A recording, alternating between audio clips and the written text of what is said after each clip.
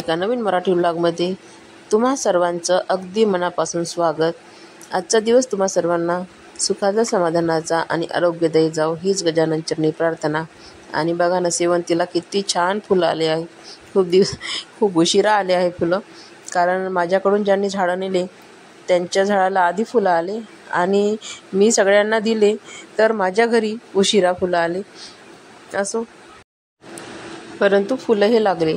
परंतु मला नाही एकही फूल तोडा वाटलं। देवासाठी राहो का कशासाठी राहो, मी देवांसाठी विकत फुलं आणते, पण घरच्या झाडाचं एक सुद्धा शेवंतीचं फूल तोडलं नाही मी।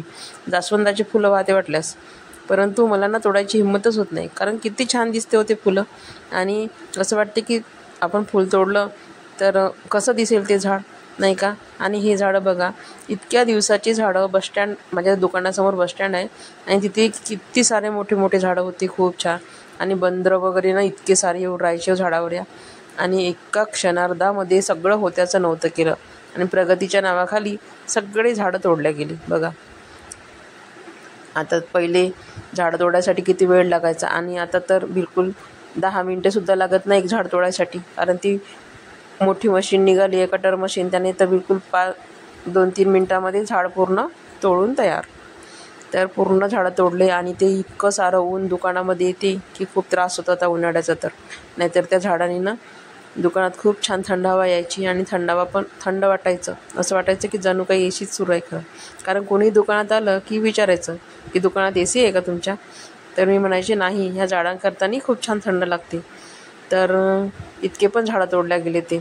आणि बघा, आपण निसर्ग म्हणतो, निसर्ग आपल्याला सगळं काही भरभरून देते, परंतु आपण निसर्गाला काहीच देत नाही, आपल्याच्याने एक झाडसुद्धा लावणं होत नाही।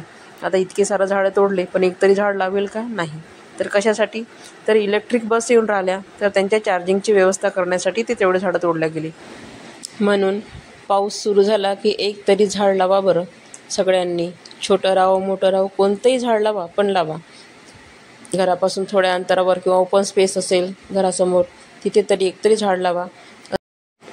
असो, आता मला बनवायचं होतं उपमा, कारण नाश्त्यासाठी आज वैष्णवी म्हणाली, मम्मी मला उपमा पाहिजे, तर म्हणून मग माझा स्वयंपाक झाला होता सकाळी, यांना डब्याला भाजी पोळ्या बनवून दिल्या। आणि आता कुंड्या भरायच्या होत्या, चिनी मातीच्या कुंड्या आणल्या होत्या, तर त्या मी भरल्याच नव्हत्या आणि झाडं पण नव्हते लावले त्याच्यामध्ये। तर म्हणून मग आज आता म्हणे ती कुंड्या भरून घेऊ म्हणे, म्हणून मग पहिले नाश्ता करून घ्यायचा आणि नंतर कुंड्या भरायच्या, असं ठरलं। तर म्हणून मग मी आता उपमा बनवून घेतला। तर त्यासाठी कढईमध्ये तेल गरम करून घेतलं, त्यानंतर जिरा मोहरीची फोडणी दिली आणि त्यानंतर मग त्यामध्ये कांदे, मिरची आणि कढीपत्ता टाकून घेतला। ते छान कांदे नरम होईपर्यंत भाजून घ्यायचे म्हणजे तेलामध्ये, आणि त्यानंतरच त्यामध्ये मग रवा टाकून घ्यायचा आणि रवा छान लालसर येईपर्यंत भाजायचा। त्यानंतर त्यामध्ये मग तिखट, मीठ, हळद, मी मिरची टाकली आहे म्हणून हळद नाही, तिखट थोडं कमी टाकलं। तर अशा प्रकारे छान रवा भाजून घेतल्यानंतरही मग तिखट मीठ टाकल्यानंतरही रवा छान भाजून घ्यायचा आणि एक साईडने गरम पाणी मांडायचं, रवा भाजेपर्यंत पाणी गरम होतं आणि नंतर मग त्यामध्ये गरम झालेलंच पाणी टाकायचं। तर 1 वाटीला 2 वाटी पाणी जिरते, 1 वाटी रव्याला 2 वाटी पाणी लागतं। तर अशा प्रकारे माझी 1.5 वाटी रवा होता, तर मी 4 वाट्या पाणी गरम ठेवलं होतं, तर बरोबर 3 वाटी पाणी लागलं आणि 1 वाटी पाणी शिल्लक आहे। तर अशा प्रकारे छान उपमा तयार झाला आणि आता नाश्ता करून घेणार आहोत आम्ही।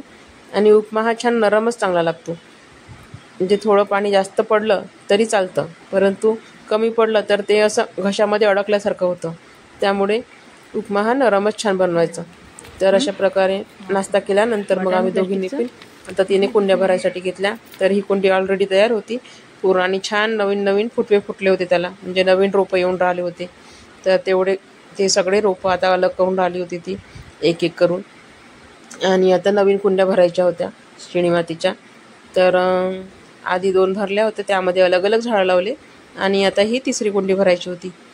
तर आता माझ्याकडे सगळे टूल्स आहे, हे कापायचे, खोदायचे, मी मेशोवरून बोलवले होते, म्हणजे कुंड्या भरायसाठी, जमीन उकतण्यासाठी वेगवेगळे टूल्स असतात, तर ते ॲमेझॉनला मिळून जातात किंवा मेशोवर पण मिळतात।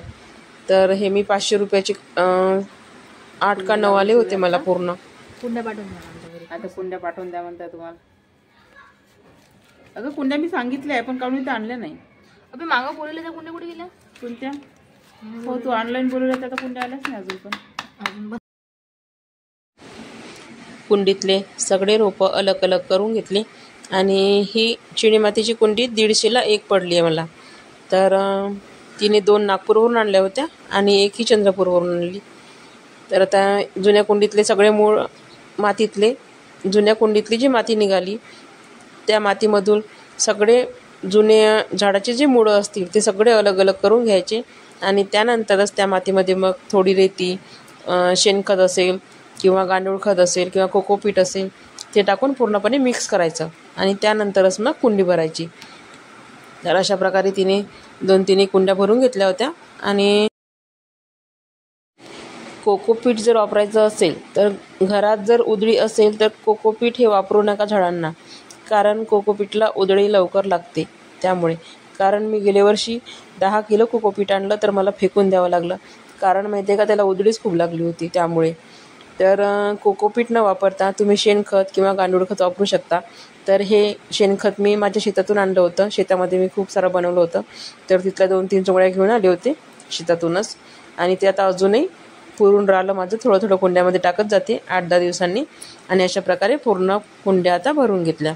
आणि त्यानंतर मग झाडांना छान पाणी घातलं आणि पाणी निथळल्यानंतर मग आता ह्या कुंड्या मी घरामध्ये ठेवून घेणार आहे. आणि माझ्याकडे ना फुलझाडाच्या कुंड्या खूप कमी आहेत, कारण खारं पाणी असल्यामुळे ना कुंड्या गुलाबाचे वगैरे झाडं होतच नाही. 3-4दा मी गुलाब आणले पण एकाही झाडाला फुलंही आलं नाही आणि ते गुलाब टिकले पण नाही. उन्हाळ्यामध्ये तर बिलकुलही झाडं टिकत नाही. तर कसे तरी हे शोचे झाडं जे आहे ते राहते, परंतु फुलझाडं एकही राहत नाही. जास्वंदावर सुद्धा खूप सारा रोग येतो, मिलीबगचा वगैरे ना खूप रोग होत होतो खाऱ्या पाण्याने. त्यामुळे मग मी फुलझाडं कमी लावते आणि शोचीच झाडं माझ्याकडे जास्त आहे. मनी प्लॅन्ट, स्नेक प्लॅन्ट हेच झाडं खूप आहे ते. तर अशा प्रकारे छान कुंड्या भरून घेतल्या आणि घरामध्ये पण जास्त झाडं ठेवायचे नाही. झाडांनी पण निगेटिव्ह एनर्जी घरामध्ये येते म्हणतात, परंतु कमी प्रमाणामध्ये घरामध्ये झाडं असो किंवा शोच्या वस्तू असो कमी प्रमाणातच छान दिसतात आणि साफ करण्यासाठी पण खूप त्रास होत नाही. त्यामुळे झाडं तर खूप कमी ठेवा आणि शोकेसचं पण खूप कमी ठेवा. आणि जितकं घर साफ असेल तितकी पॉझिटिव्हिटी वाढते आणि जितकं घरामध्ये जाड्या जळमट जर असेल तितकी निगेटिव्हिटी जास्त वाढते. त्यामुळे कमी आणि छान सुटसुटीत घर ठेवा आणि स्वच्छ ठेवा. आणि इथेच मी माझ्या व्हिडिओचा एंड करते आणि पुन्हा भेटू एका नवीन व्हिडिओसह. सर्वांना बाय बाय आणि व्हिडिओ आवडल्यास लाईक, शेअर आणि सबस्क्राईब करा.